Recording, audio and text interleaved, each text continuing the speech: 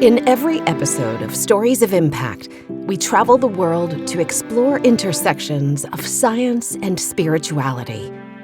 I'm your host, writer Tavia Gilbert, and along with journalist Richard Sergey, every first and third Tuesday, we look through a new lens at old traditions, hear from new generations as they dream up innovative solutions, and learn new ways to make sense of modern life.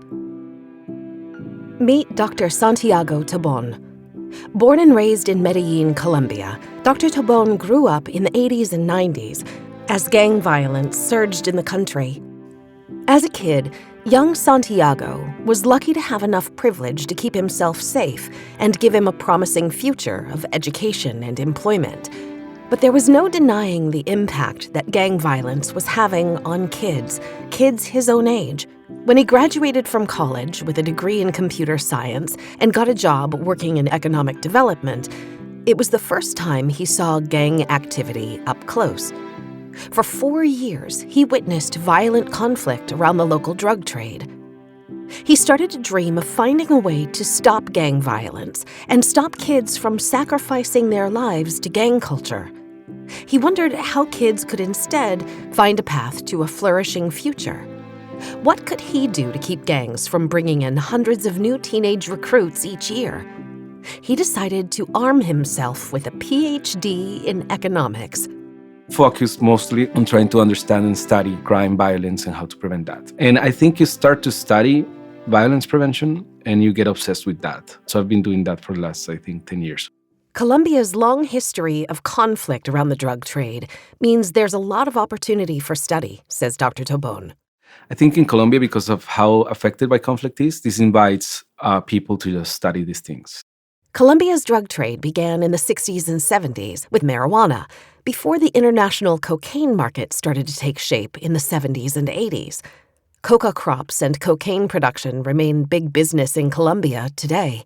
Roughly 2/3 of the cocaine that's consumed in the world is produced in Colombia. And it's a super large market. The demand for the drugs is there. And if you have that, then there's going to be gangs. And so this creates incentives for organized crime to thrive. And then it evolves.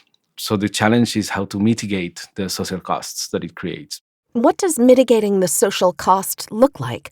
I think it's about disciplining the behavior of the gangs so that it's a less costly thing. For instance, having the gangs there, but being these gangs less violent.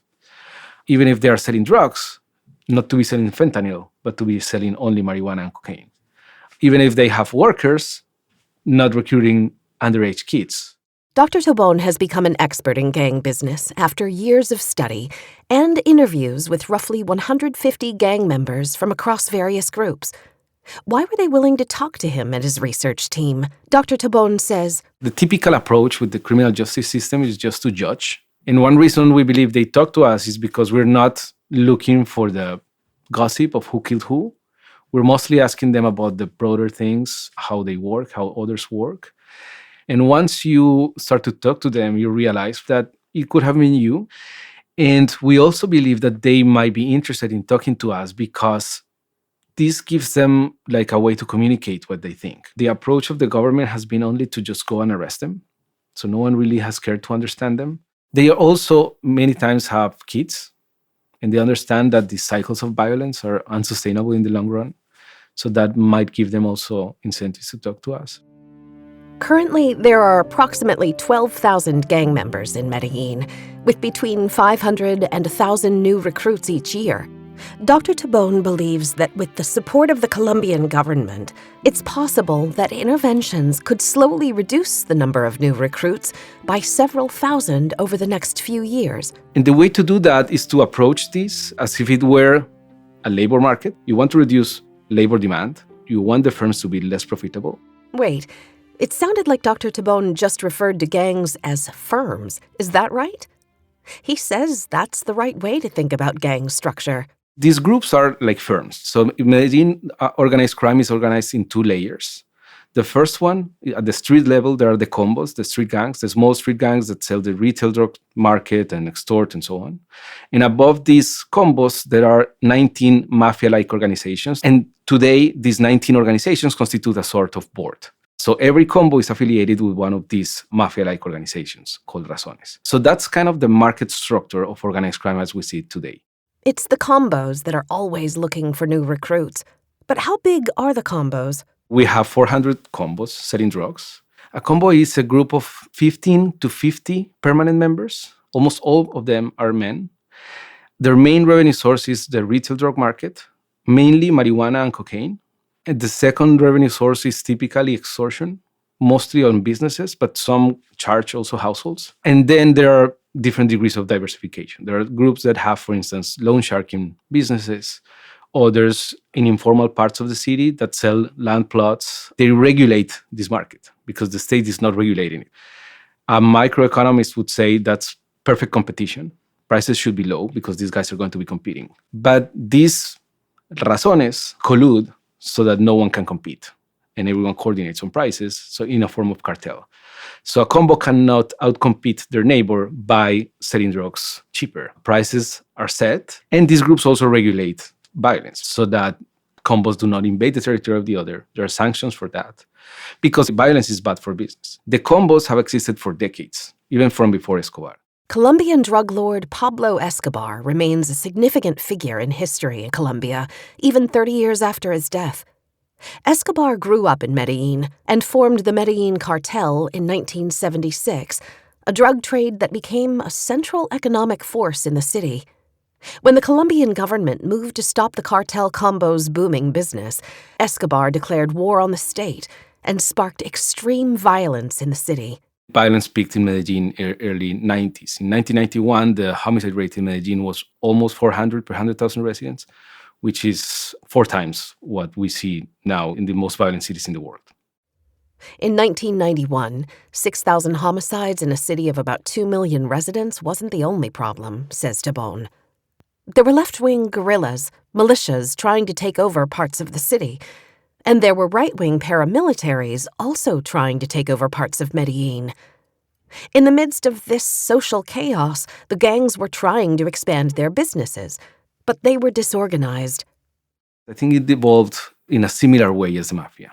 Groups like these gangs in Medellin started to diversify. So now what we see is that a gang not only sells drugs, but also extorts, also engages in local monopolies over other products, like, for instance, gas canisters and many other legal businesses. When Escobar was killed in 1993, another wave of violence washed across the city. After the death of Escobar, there was a sort of war for succession within Medellin, involving also these left-wing militias and right-wing paramilitaries.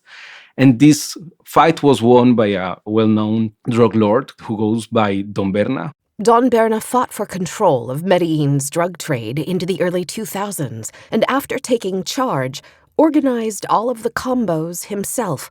Once Don Berna wins these wars for succession, he imposes norms and violence went down. He imposed rules. He had paramilitary ties. So there was like discipline within these groups. Medellin became less violent, actually, because he imposed rules on how to use violence between gangs who could kill who, for instance. So the early 2000s were, by that time, the most peaceful times. Don Berna's rule ended in 2009 when he was sentenced to decades in prison. And yet another bloody chapter began, the homicide rate nearly tripling. None of the 19 leaders of the Razones, mafia-style rivals, had enough power to take charge of the Medellin drug trade alone.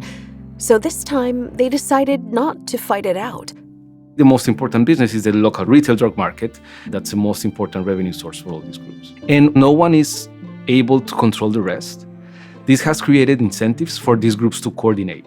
So the Razones began to work together to control the hundreds of street gangs to make sure that business remained profitable. And this coordination strategy worked. Even while the city's population has nearly doubled since its most violent days in the 90s, today about 4 million, Medellin, previously called the murder capital of the world, is now Colombia's safest major city. Even so, the drug trade is still growing, and the combos need to add new recruits every year. It's less violent than before. It's partly because the state is more able, but it's mostly because these guys decided that violence was not a very good business for them, that it was very better to just have peace. And peace has brought a degree of prosperity. There's a lot of coca production. Today we have the highest extension of coca crops in history. That prosperity creates a big problem for the government, despite the fact that the government is stronger than it was before. Law enforcement in Colombia is stronger today than 20 years ago or 30. On the other hand, they face today a big trade-off because the city is peaceful, partly because these guys are organized. If you're the mayor, you want a peaceful city. But if you allow this to continue like that, then in the future, you might face a big challenge. And it's hard also because there's no easy solution. It's not like you're going to go and arrest these people. We estimate there's roughly 12,000 gang members. They don't fit into a prison. And there's already a retail drug market in the city. So even if you put them in prison, then someone else is going to come and supply the products. So the combo's drug sales, extortion, money laundering, even commodities trading will continue. And anyone who wants to be a member can join. Dr. Tobón says that new members don't even have to be recruited. We actually have an interview where a gang member tells us, we asked him, like, how do you recruit? And he said, we don't recruit. The kids come. One reason why they receive everyone is that often kids are not very good working in the gang, so there's some degree of rotation and turnover. But also, they don't want a challenging gang forming in their neighborhood. So they want everyone who is interested in this career to be with them. And he literally said, this is like a firm that hires everyone, no matter whether they know how to do something or not. So everyone is here.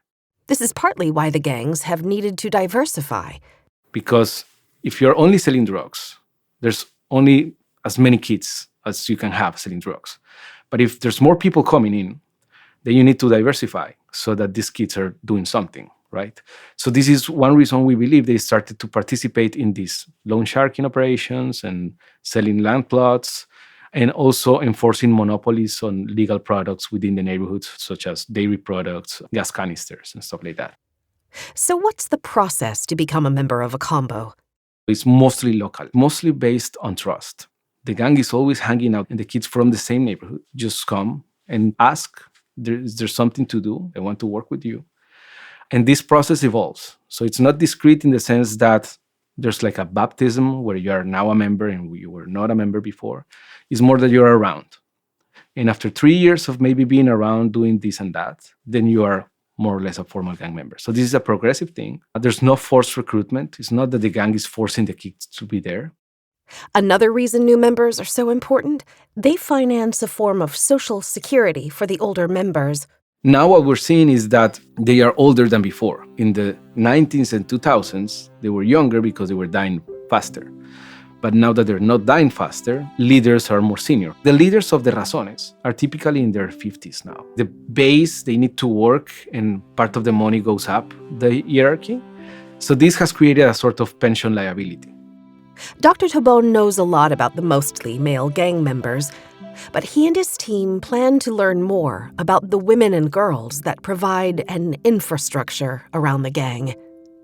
New members are mainly boys. Kids enter when they are between 15 and 17 typically, because that's typically a time when dropout happens from school, for instance, and they go up until 35, 40 typically. I think there's a masculinity component of this historically in Medellin, in terms of this idea of just trying to be the boss of the neighborhood, being kind of a male story mostly. Girls sometimes work, but especially when they are close to a gang member. And what happens with girls is that the sex work market is booming.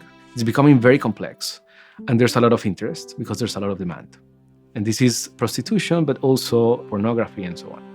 So one idea that we have is to think again through these lenses of occupational choice, to identify who are the little girls who are interested in sex work, and to think about interventions to also try to prevent that from happening. This is harder because we need to start over. Basically, we need to understand better how they think. We need to partner with other investigators who know more about how sex work works, but that's another avenue that this will probably follow. Joining a gang offers some kids an opportunity to have power and authority, to command respect. It's a gang, but it's also, they provide, to some degree, quote unquote, like governance services, right? So they provide security in the neighborhood. They provide dispute resolution between neighbors. So they become a sort of small local mayor who decides. And this is where a lot of disrespect comes from. It's because of this degree of organization. Combo coordinators end up being sort of respected by a large proportion of the population. They also try to foster this. so that the community protects them. Dr. Tobón can understand the appeal of having so much influence. But there's a more practical reason Colombian kids join the combos. There's a lot of rationale behind many of the decisions they make. We know, for instance, that an entry-level salary in a gang puts people roughly at the median of the income distribution of the city, so that they earn more than half of the workers in the city, even if they are a 15-year-old kid who didn't finish school. He can see how easy it is for kids to be attracted to gang life. At the same time, we wanted to prevent kids who want to join a gang from joining a gang. The first thing that we need to do to get that is to identify who are the kids who want to be in a gang. His conversations with combo members helped Dr. Tobón make up a profile of what kind of kid would be most at risk of joining a gang. Then he set out to identify which actual kids were at risk of joining. He wanted to find a pool of kids that might be willing to work with his research team. We were asking many questions to understand who are the kids who are interested in the gang. First, we start with risk factors, such as parental supervision, antisocial behaviors, impulsivity. He and his team wanted to intervene in the lives of at-risk boys, ages 12 to 14, right before the age most kids, at 15, 16, 17 years old, join combos. First, he looked at 2 decades' worth of high school records against criminal records, then cross-referenced that with data about the gang's physical locations. That allowed the research team to focus on finding kids in public schools with the highest historic arrest rates, in neighborhoods with high levels of gang activity. And that helped him identify the top 100 public schools where the risk of gang recruitment was the highest, and find 15,000 kids who were at risk. They were able to get almost 2/3 of those kids' parents to agree to let their kids take a survey about what they imagined for their futures. We've surveyed so far 9,000 kids. We're going to survey roughly 10,000. We think through this problem through the lenses of occupational choice, because there's risk factors, but at the end of the day, kids are deciding to join these gangs. And so what we do is we present the kids with 4 occupational opportunities. Occupations for which you don't require high school, such as bus driver, taxi driver, construction worker. Occupations for which you require some degree of community college, like for instance, a mechanic. Occupations for which you require an undergrad, like an engineer, a doctor, an accountant, and the illegal occupation. And we ask kids about their expectations on status, for instance, if you are in either of these groups and so on. And then we give the kids 10 tokens and we tell them, think that these are your 10 best friends. And tell me what do you think they're going to be doing when they are 25. And the kids distribute the tokens across the occupations. Then at the end of the survey, we ask the kids again, and we say that now don't think that these are your 10 best friends. Think that these are 10 clones of yourselves, 10 versions of yourself when you are 25. What do you think they're going to be doing? And the kids distribute the tokens. The results show that at-risk kids believe that there is a 30% or higher chance that they'll be in a gang at the age of 25. And those are the kids Dr. Tobón and his colleagues wanted to help imagine a better future.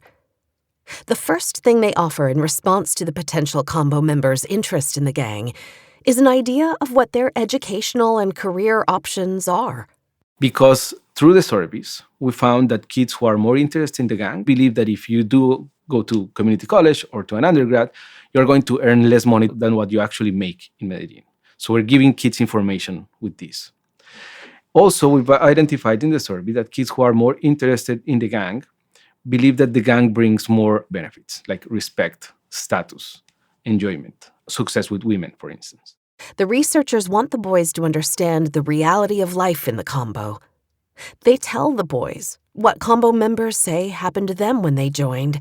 Kids are joining gangs because they're making decisions, but most of these decisions are based on misperceptions. They're being deceived by gangs. Bringing information to the kid on the risks of death, the risks of arrests is one point. Also that even though they have like a system, they provide some welfare services. In the gang, you don't have like social benefits. They thought they were going to gain status, money, and many things. And once they joined the gang, there was only risk. Their families didn't accept them anymore. And then they were frustrated with the decision that they made to join the gang. And the kids who get this information are shown to have less interest in joining a combo. But the allure of money and power is hard to compete with.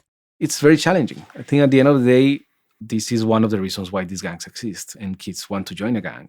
And this is one reason why we probably won't stop recruitment from happening altogether, but we'll take at least some kids out. So how can kids be guided away from gang life toward a better future, one by one by one?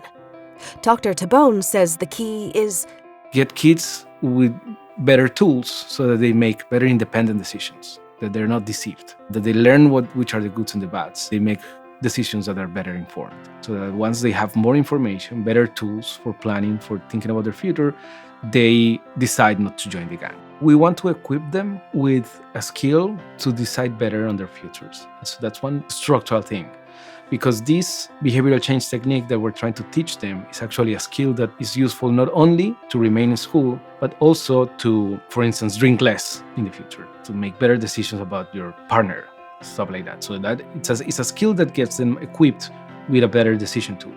It's not just education about the costs of joining a gang that Dr. Tobón is offering kids. The next step is offering kids experiences, inspiring them, giving them space for new ideas and creative possibilities. This may be the most powerful intervention of all, and it's where he wants to focus next. The second thing that we're doing is we designed a program that has two components. The families are also involved, so the families participate in some of the sessions. This is a 10 sessions program. One is vocational training, and the second one is a behavioral change technique to help kids plan, identify obstacles, and dream. The kids are entitled to resources they've never been told about before, programs that might help them reach their dreams. They often don't know that there's free public university. Maybe they know, but they don't know how to apply. And the kids get to experience parts of the world they've never been exposed to before. They go to a firm, they go to a university, to a country house, and they have activities there. Offering kids opportunities like vocational training and having new experiences has already been proven to be an effective intervention in the US and Europe. Maybe Dr. Tobón's research reveals an essential truth about human beings. We have the potential to thrive when we have an opportunity to take care of ourselves, our families, and our communities, when we have an opportunity to learn new things, when people listen to our stories, when we have space and inspiration to enable us to dream of something new and different. So Dr. Tobón and his colleagues want to grow their program from its pilot with 50 teens up to 700 kids, but he needs Medellin's city government to invest. The government is key when we think about scaling this up, because there's not a lot of philanthropy in Colombia. So if it's not the government, it's very hard to get someone to implement this at scale. His long-term vision is that the program can be scaled in Medellin and across other Latin American cities where there are kids in gangs. How will Dr. Tobón measure the success of his program? I would measure success if kids remain in school, perform better, make better decisions for their lives. We would measure success if kids don't get in contact with the criminal justice system as juveniles or older, if they continue and move to higher education, and if they get to work and they are not in the gang. It's thinking about how we get these kids to flourish. And is he optimistic about his chances of success? I'm optimistic, especially because we are much better now than what we were 30 years ago. We believe that the evidence is there, and if coming from Medellin, was born there, raised there, seeing Medellin in the 90s, then in the 2000s, then today, I think it's challenging, but we're better now than before. And if we are more intelligent in what type of programs we implement, I think we should get better at a faster pace. So I think there's reasons to be optimistic that this will work. We hope you'll come back in 2 weeks for another uplifting exploration about the future of human flourishing. If you like the Stories of Impact podcast, please follow us. And if you have a minute, it would be awesome if you could give us a 5-star rating and a review. And we'd be thrilled to hear from you. You can find us at storiesofimpact.org. This has been the Stories of Impact podcast with interviews by Richard Sergey. Written and produced by Tavia Gilbert for Talkbox Productions. Senior producer Katie Flood. Assistant producer Oscar Falk. Production support by Mandy Moorish. Music by Alexander Filipiak. Mix and master by Kayla Elrod. Executive producer Michelle Cobb. The Stories of Impact podcast is generously supported by Templeton World Charity Foundation.